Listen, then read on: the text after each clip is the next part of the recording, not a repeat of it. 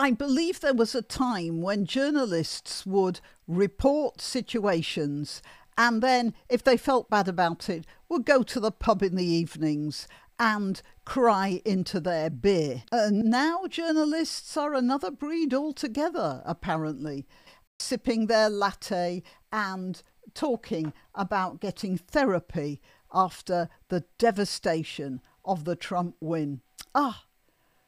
O tempora, O mores, or O times, O Daily Mirror. I'm Granny Opterix. I'm on YouTube, Rumble, BitChute and Minds.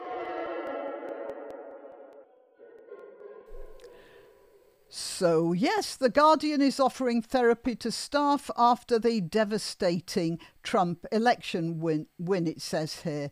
And it's offering counselling to staff as it vowed to support its workforce after Donald Trump's upsetting US election victory this week. This is what a newspaper says, that Trump's victory is upsetting. Not that this is a victory for democracy, but that Trump somehow stole his next presidency.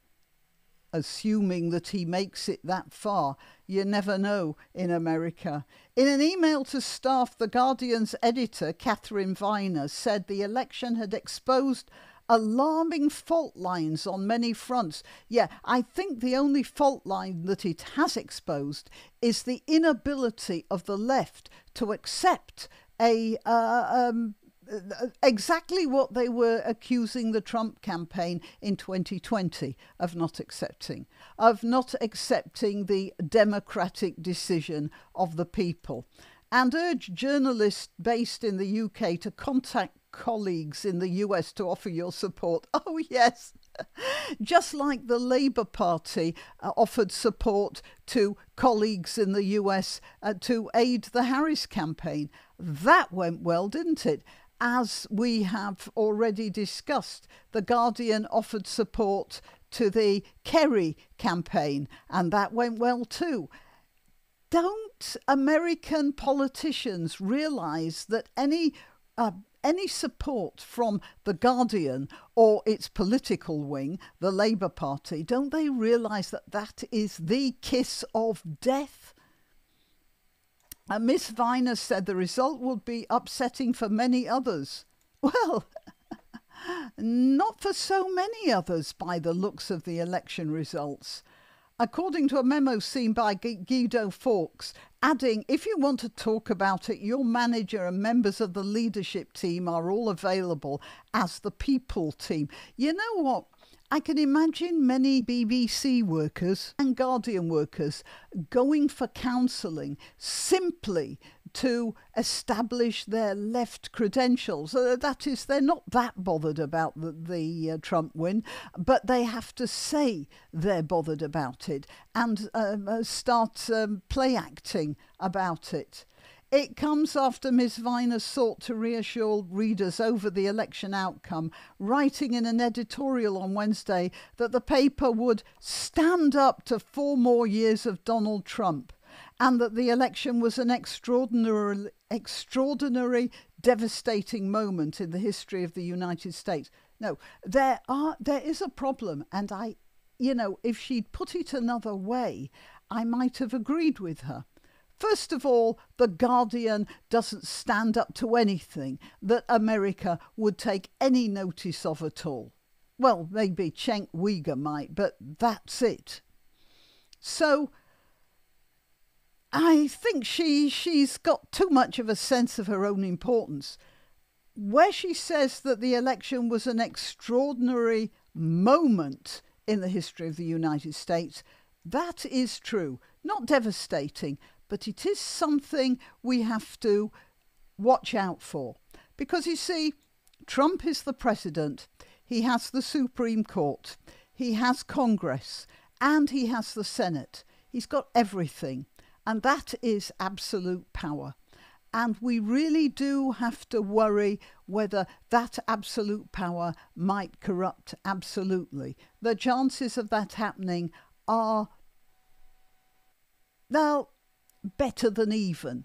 And we have to watch out for that. The only problem is the only papers who will be criticising something like this will be the papers who have always criticised Trump when he was acting properly, as he did during his first presidency.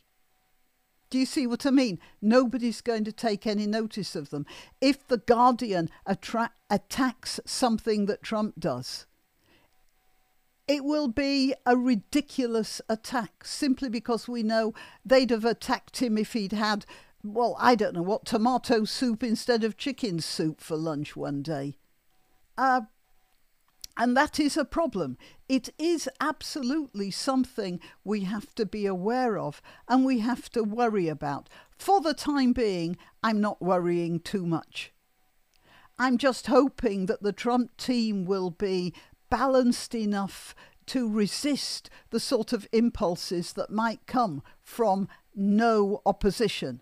Just like I worry about what is happening with the Labour Party, who have no opposition and are already acting badly. I don't expect Trump's team to be acting badly that quickly, but it is possible for them to go off the rails. It's going to be only for 4 years anyway, so it might work very well for the American people and the rest of the world. Before there has to be some sort of a change. It is something we have to think about. But therapy, no. And it's not only The Guardian. Guardian spokesman said on Thursday, what you refer to as therapy after Trump result is actually our employee assistance program, a function that any responsible international media organisation has available for staff at all times. Well, you call it what you will. In the US, some colleges have given students time off, an extension on deadlines, art therapy classes, and access to a therapy duck in response to Trump's win. I like the idea of a therapy duck. The University of Oregon told students this week that to promote well-being and lessen anxiety during election week, University Health Services is bringing in Quacktavius, the therapy duck, to campus. Let's hope it doesn't lay an egg. Till next time, you can help my channel by subscribing and clicking the notification bell. That's quite important. And by sharing if you're so inclined. Links to my other channels and to donation methods are in the description. But the best way you can help is simply by clicking like and notify. Thank you.